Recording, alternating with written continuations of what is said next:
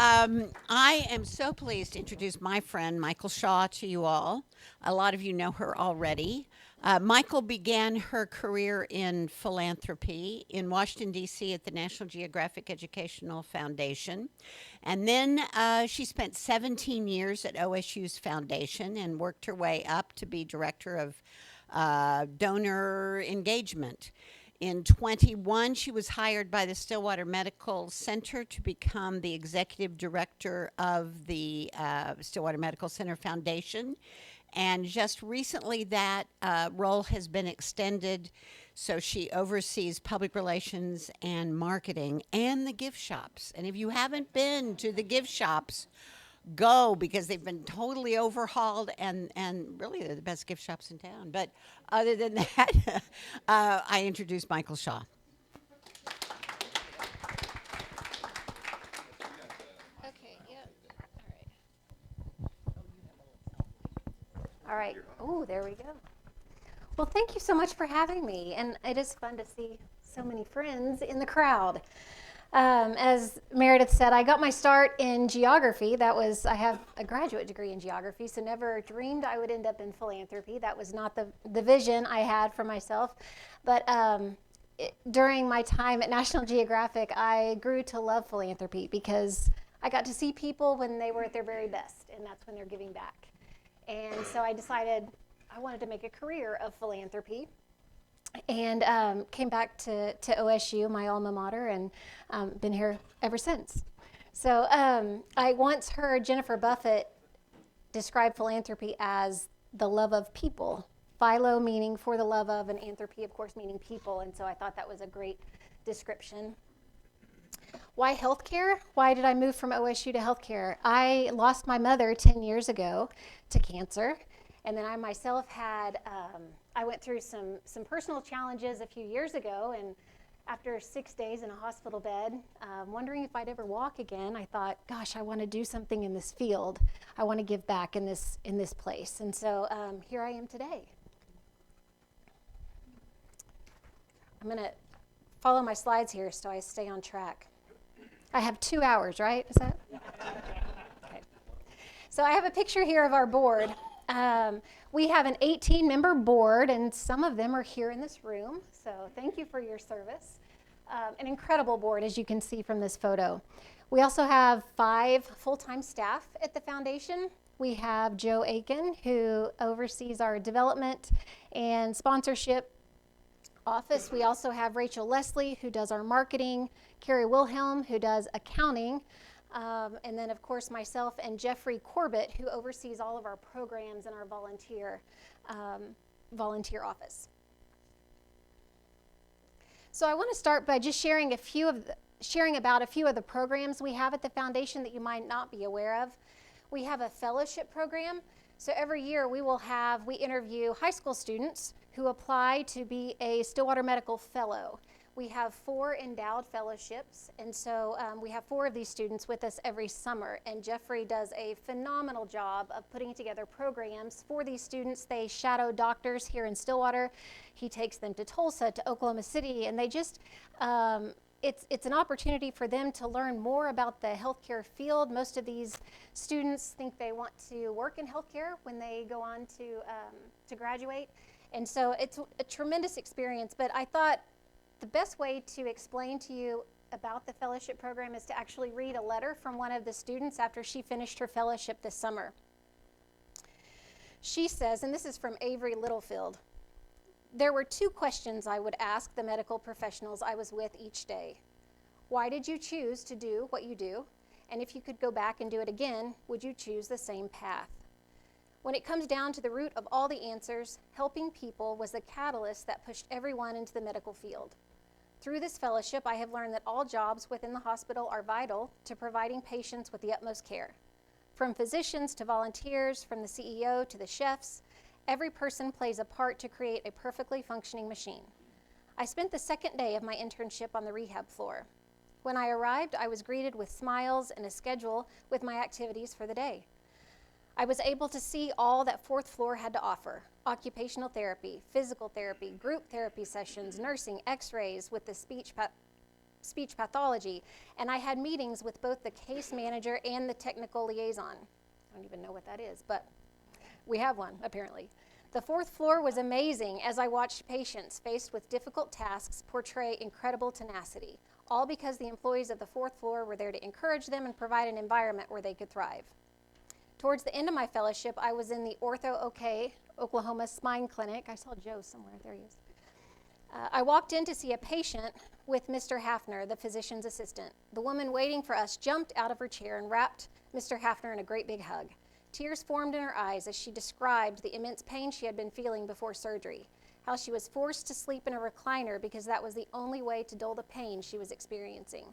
Then, almost sobbing, she told us of the exceptional relief she felt after the procedure. She repeated her thanks for Mr. Hafner and all he had done for her, and rising from her seat again, she not only gave him a second hug, but she embraced me as well. She didn't care that I was just a student shadowing. She was grateful to anyone associated with Stillwater Medical Center, that was how large of an impact a few people had on this woman's life. Seeing her gratitude further cemented my resolve to become a physician one day. I wish to be the change in someone's life, big or small. I am incredibly appreciative to have been honored with the Rippey Fellowship. This summer has improved my view on the medical field as a whole, and if I had to tell you one sure thing I learned, it would be this: I will be a doctor one day. So these are the words from one of our fellowship recipients this summer, and I have to tell you, it's we're in good hands. These kids are incredible. Just to see their passion for this field, it's really impressive. Another program that we have at the foundation is a scholarship program. We have 27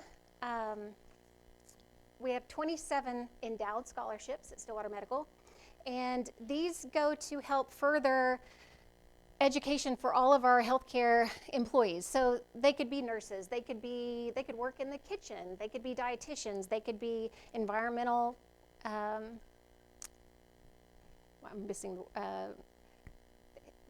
maintenance, yes, specialists. But the scholarships are available for them to further, it could be a degree or go to a specific workshop, training. You can see by the numbers here that we give a lot of scholarships, and this is one thing that our employees know the foundation for. When they have a need or a desire to further their education, we have 2 application periods throughout the year, one in the spring and one in the fall. They'll apply for scholarships. We have a scholarship committee, which Meredith serves on. It's made up of members of our board, and they'll review applications and select recipients every year. Tremendous program for our employees, and I'm grateful for all of the community members and grateful patients who have made these endowments possible. Finally, I want to share a little bit more about our volunteer program that Jeffrey oversees. Our volunteers are amazing. We have over 126 volunteers at Stillwater Medical, and they do everything from greet patients at the front desk to warm blankets at the cancer center for patients as they're receiving their chemo treatments. Barb Henderson here, who you see with the sewing machine in the top, I guess it'd be right-hand corner. Barb was a breast cancer survivor, is a breast cancer survivor, and she volunteers at the foundation. She makes our birthday cards that some of you may get in the mail from time to time. So she hand makes all of those cards, and then she also sews mastectomy pillows for breast cancer patients who've undergone a mastectomy. And she works with a team of women like her who love to sew and do good for other cancer survivors. And then we have Sandy Barth, who's in the bottom right corner. Sandy lost her mom to leukemia, and she has a passion for cancer patients as well, and so she volunteers in that center and also welcomes guests to the hospital when they arrive and helps get them checked in. So just an incredible group of individuals. We always need more volunteers, so this is one way you can give back if you're interested. Would love to talk to you more about that. Finally, our Women of Wellness program. This is a membership program. We have 118 current Women of Wellness members. It's an annual membership. All of the proceeds from this program go to benefit our Women's Center and different women's health initiatives at the hospital. We have at least one large annual event in the spring. This year we have Sarah Metcalf and Carrie Weber as our speakers. And then we'll have different smaller events throughout the year. We had an author come and speak. She was our keynote speaker I guess it was 2 years ago, a friend of Kara Pence. I'm seeing a lot of you ladies nod. I hope you were there. She was tremendous, and she came out with her second book recently, and so Dr. Pence had welcomed all of our Women of Wellness members to her home in May, and we got to meet the author again, and she signed copies of her book. And so it's a great opportunity to bring like-minded women together who want to support women's health initiatives in the community. So the other, of course, thing that we're focused on at the foundation is fundraising. We are very close to meeting our goal this year, which is great. I wanted to share that our goal and our fundraising initiatives, this is really driven by the hospital, Stillwater Medical's priorities. So their priorities drive our fundraising priorities. And we will typically have one priority that we focus on each year. Last year and this year, it's been the newborn ICU, the NICU. But so many of the priorities and the fundraising initiatives that we focus on are things that couldn't happen without donor support. And so it's incredibly important that we have a foundation and that we have opportunities to bring the community together to share about these different initiatives. As I mentioned, last year and this year, our priority has been the NICU. We are hopeful that we'll be breaking ground in early 2024 on the new OnQ NICU. It's a level 2 NICU, and what this means right now, just a standard nursery in the hospital would be a level 1. So healthy babies would be in a level 1 nursery. A level 2, as you can see from the slide, are babies born 32 weeks or later. So these babies, they're healthy, but they just need a little extra help. They need extra feeding support, extra breathing support, and that's what we'll soon be able to offer here at Stillwater Medical. If you ask Denise, she would probably tell you that she anticipates that we will, soon after becoming a level 2 NICU, will become a level 3. Right now, there are 2 level 4 NICUs in the state of Oklahoma, one in Tulsa, and then, of course, Oklahoma Children's in Oklahoma City. And Oklahoma Children's is a partner in this project. We're working very closely with them. They'll help provide education for our nurses and our doctors so that we can provide the level of care needed for a level 2 NICU. I had the opportunity to interview a mother whose child would have benefited, her whole family would have benefited from having a level 2 NICU here in Stillwater. And I just wanted to read you a little bit about her story. It's been amazing to me since fundraising for a NICU how many NICU stories have risen up in the community. I'm hearing them almost daily. I know, Joe, you're nodding, you are too. So many families have been impacted by a NICU that I had no idea of until we started fundraising for one. But I wanted to tell you about Kim and Trey Lester. So in 2022, they were anxiously awaiting delivery of their third baby girl, Kennedy Reese. Kennedy was due the end of October, and Kim's pregnancy had been completely normal. And her previous deliveries had all been very routine. But on September 14th, Kim began to get anxious. The baby's kicks had started declining. She wasn't feeling as many kicks as she had often felt, and soon they disappeared altogether. So she called her doctor, and her doctor said, "Come to Stillwater Medical immediately. Let's do an ultrasound and see what's going on." So Kim recalled it was a Friday morning when Dr. Smith asked her to come in for an ultrasound. A speech pathologist for Stillwater Public Schools, Kim left Highland Park Elementary at 10 a.m., hopeful it would be a quick trip to SMC and all would check out okay. The test results were drastically different, and what Kim soon discovered was that her placenta wasn't functioning. She had little fluid, and baby Kennedy's heartbeat was abnormal. She was in distress, and obviously immediate action was critical. Kim said that what happened next was a blur. Everything went from 0 to 100 in about 2 seconds. The doctors had to move quickly and sedate Kim for an emergency cesarean. But before fully sedated, it was explained that at 34 weeks, Kennedy would require immediate transport to Oklahoma City, to Oklahoma Children's NICU, and that Kim would need to remain at SMC. Of course, she was heartbroken, naturally, to be separated from her baby soon after her baby was born. She shared that the scariest moment was knowing I would be separated from her, and through tears, she explained that because you don't know what's going to happen, you're handing your baby over and there's nothing you can do. I didn't know anything at that point. Was she going to be able to breathe on her own? Was her heart going to be beating? She didn't know. And her husband, Trey, had said he was so torn. He didn't know whether he should stay with Kim at the hospital or go to Oklahoma City to be with their baby. Kennedy was born on September 16th, and she was born premature and at 34 weeks gestation needed the advanced care, including breathing and feeding support offered in a level 2 NICU. The date of my interview with Kim was day 27 of Kennedy being in the NICU.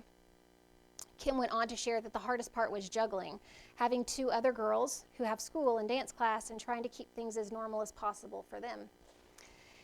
And being there for Kennedy while still there for the other 2 girls. She went on to explain all the ups and downs, and she said she's a part of your family, but she's not with you.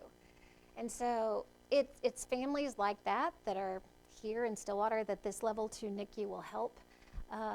So needless to say, I'm very passionate about this project, and it's just going to benefit a tremendous amount of families here. I spoke at a Lions Club meeting earlier this year, and we asked how many of you in the audience know a family who's had a baby in the NICU, or you yourself were a NICU baby, and I bet half the room raised their hand. Anyway, it's been an incredible project. I'm excited to see it come to fruition next year.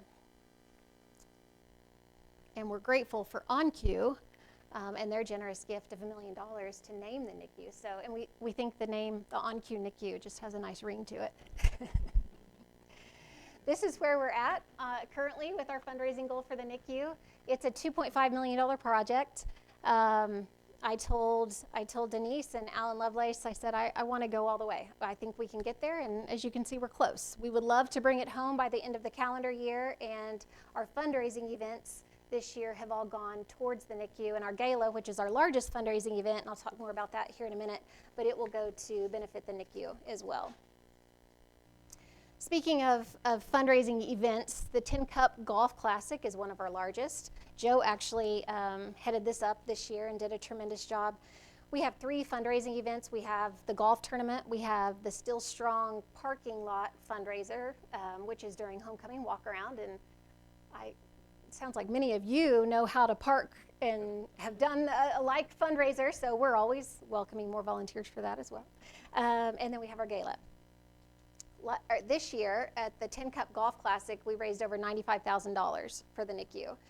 And what was so cool about this year, other than just knocking all the other years out of the park in terms of goal and how much money was raised, we hosted a baby shower in conjunction with it. And so at the baby shower, we invited all of our Women of Wellness members to come and bring baby gifts for mothers who are giving birth and don't have anything for their children. They're leaving without a baby bed at home to put their baby in. No diapers, no formula. The need is great, and I had no idea until working for Stillwater Medical just how great that need is. And so it was awesome to see so many of our Women of Wellness members bring gifts for these mothers who have nothing. And even our nurses now in the maternal health care unit, they've shared stories of gifting these mamas diapers and formula and baby beds and just new clothes that you want to be able to give to your baby, but maybe you don't have the resources to provide that. So they've said, just lots of tears, and these mothers are so grateful. So it was really neat to do a baby shower in conjunction with the golf tournament this year, and I anticipate that's something we'll continue to do in years to come. Of course, I mentioned the Still Strong fundraiser. Thank you for those of you who parked with us at homecoming. thanks to you, we parked over 900 cars and raised over $19,000 for, now this fundraiser goes to the emergency room. We started this really to honor those who were impacted by the homecoming parade tragedy that happened 8 years ago. We had so many, of course, Stillwater Medical employees, physicians, and then even one of our board members was directly impacted. She was a victim of the crash and the tragedy, and so doing this was a way for us to recognize and honor those individuals, but then also to raise money to support the emergency room. I looked at some stats before I came. Last month alone, the emergency room saw over 2,925 patients. That's a lot of patients. So as you can imagine, they need to replace furniture. They need to get new hospital beds frequently, and it takes resources to be able to do that. In fact, last year we raised $18,000 during this homecoming parking fundraiser, and almost all 18 of that went to buy one hospital bed for the emergency room. I had no idea hospital beds were that expensive, but they are. So this year, our big fundraiser is the Ruby Gala. Never did I think I would wear red on the OSU campus, but I am this year. We are hosting, or we're having the Ruby Gala at the West Watkins Center. We had to change locations from last year. Last year it was at Sparrow. We've moved to West Watkins just to accommodate more individuals. We've already sold out. We sold out in less than 2 weeks. And Ruby, because it's our 40th anniversary gala, and Ruby is apparently the 40th anniversary gemstone. So on this one night, we are going to wear red on OSU campus. Last year, we raised over $500,000, which we're hoping to surpass that to meet our $2.5 million goal this year for the NICU. But it's just a tremendous evening, and it's just been awesome to see the community come together during this night and celebrate families who've been impacted by Stillwater Medical, and then just show their support for what these physicians and nurses and healthcare workers do every day. Because we've been able to witness so much generosity in the last, since I came in 2021, we wanted to pause this summer and really say thank you to all of you, to the community, just for the outpouring of support that we have seen. And so we had a stewardship campaign, if you will, over the summer, called it Sparks With You. And you may have seen the ads in the news press. We had Card Your Yard show up at the hospital. We had an open house there at the hospital and invited donors to come and tour some of the new spaces, the surgery center, the new women's center. And it was just a fun time to say thank you, because we do want the community to know how much we appreciate you, and that so many of these projects wouldn't be possible without you. Just some of the ways that your gifts help. On average, Stillwater Medical collects 29 cents for every dollar charged. Not very much. But every single charitable dollar equals $75 to $100 in patient revenue. Our audited financials for 2022, we reported a $6.5 million loss at Stillwater Medical. So we rely heavily on donations to continue to provide specialty services and new facilities like the NICU, like the surgery center. In 2022, 816 donors gave a record-breaking $2.2 million. 44% of those gifts were first-time donors. So hence the reason why we wanted to pause and just say thank you. And I wanted you all to realize with those numbers just how far a single dollar, charitable dollar, goes at Stillwater Medical, and how much we rely on that support. Another part of Stillwater Medical Foundation that you may not know much about is Carmen Corner, our thrift store downtown. I didn't know much about Carmen Corner before I started working at Stillwater Medical, but all of the proceeds from this store provide grants to patients. So this month alone, we've bought 4 wigs for cancer patients. So far to date, over $650,000 have gone to cancer patients. I was told of a story just yesterday of a grandson who was the caregiver, primary caregiver for his grandma, who is battling cancer right now, and it's terminal. And because he has been focusing all of his time on caregiving, has not been able to work as he would normally, and his electricity and gas were shut off. He's caring for his grandmother at home, so it's a big deal. And so with a Carmen Corner grant, we were able to get those back on for him, even if temporarily. But so those are the kinds of things that proceeds from this store go to help. I'll never forget, in my interview, Denise Weber told me a story about a gentleman who needed medication, and that medication you had to keep the medication cold. And this gentleman didn't have a refrigerator. So Carmen Corner proceeds were used to purchase a refrigerator for this gentleman. Sponsorship opportunities. So one way that you can help is to become a sponsor of one of our events. These are our 2024 events coming up. I want to give kudos to Bank First. They're our title sponsor this year. But I would just encourage you to consider even attending one of the events, showing your support in that way. Become a volunteer, become an annual donor, consider a legacy gift. There's so many ways that you can get involved. But we thank you for what you do for the community, what you do for Stillwater Medical and our patients. I'm happy to answer any questions that you might have. I know I ran through that fairly quickly, but I promised to get you out of here by 1 o'clock. And I wanted to leave a little bit of time for questions if you have them. I'll I ask. covered it all. I'll ask a question. No. I also work in philanthropy for the Yes. OSU Foundation. And one of the most challenging conversations that I think a lot of people who work in philanthropy have are with donors who have conflicting views on how money is handled, specifically when it is often politicized, especially in higher education. I assume I it's don't the know same in anything about healthcare. How do you handle that? What are your conversations like with donors? Because there's a lot of healthcare that is being politicized right now. Yes, especially when it comes to insurance. I just encourage them to reach out and have that conversation with us. We welcome the conversation. More often than not, if someone reaches out to me personally, we'll schedule a meeting with Alan, our CFO, and Denise, and they're always more than willing to sit down with whether it's a patient, community member, concerned citizen, you name it, just to have the conversation and be transparent with them.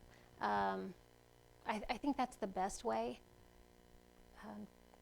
Yes. Can you give us, kind of go through that Blue Cross Blue Shield issue that was, oh no, because I think, Yeah. lots of, speaking of controversy, why that was a problem? Well, it was a problem because we rely on Blue Cross Blue Shield. We rely on all insurance, not just Blue Cross Blue Shield, to reimburse for care provided. That's why we have insurance. And insurance reimburses at a certain percentage. And that's how we keep our doors open.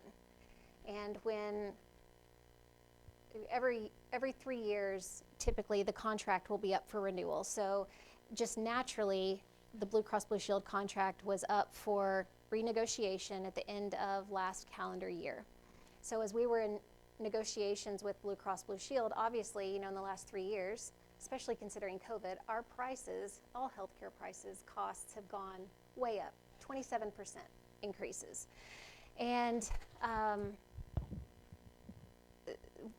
originally, what Blue Cross Blue Shield was offering, their increases were not meeting the needs to keep our doors open, to continue to provide the services that we provide. And Other insurance companies were. Other insurance companies were. Excuse me, I'm making a drink of water. So negotiations happened until I think it was May, and there was no sign of it being resolved. And so jointly, we began sharing that we'd be going out of network with Blue Cross Blue Shield, hoping that we would give patients the opportunity or some window of time to decide what their next steps were. If they wanted to switch insurance carriers, providers, you name it.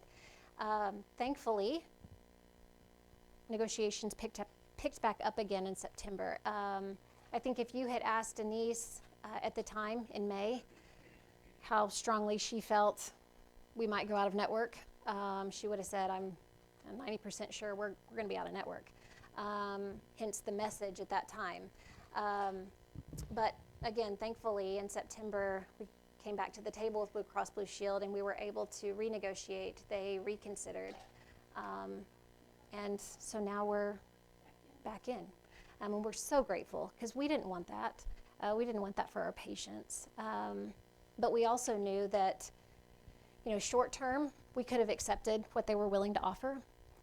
But again, only short term, because in the long run, we wouldn't have been able to continue to offer the same services that we're offering today had we accepted that. Does that help? Okay. Any other questions? Any other? And just because it was you, I'm not going to bring up anything about fining you for not having a mic, because you scare me.